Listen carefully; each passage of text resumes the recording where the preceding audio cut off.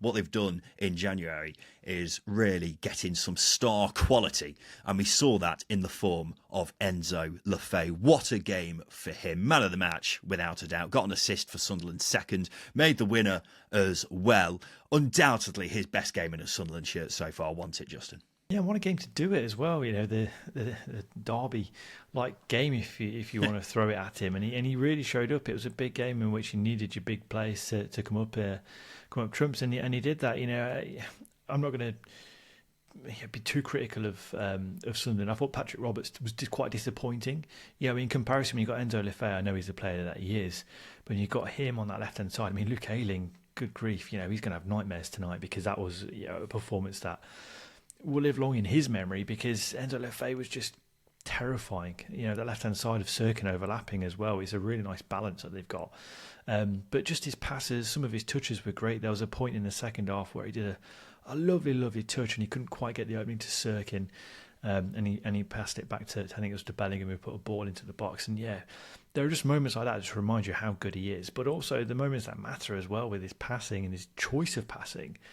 It's by far, you know, ahead of a lot of players in this division. You know, we can praise Hackney for his quality of passes, but Enzo Lefebvre is on another planet. You know, a freak of nature, if you like.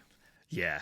Sometimes you just see a player and, wow, you know, the top players have great technical ability. I think the thing that really sets top players apart from, you know, your average championship players, the fact that they just seem to be one step ahead of everything that's going on in the game. Enzo Lefebvre showed that on so many occasions in this one. I mean, the touch for what turned out to be the winning goal was just superb.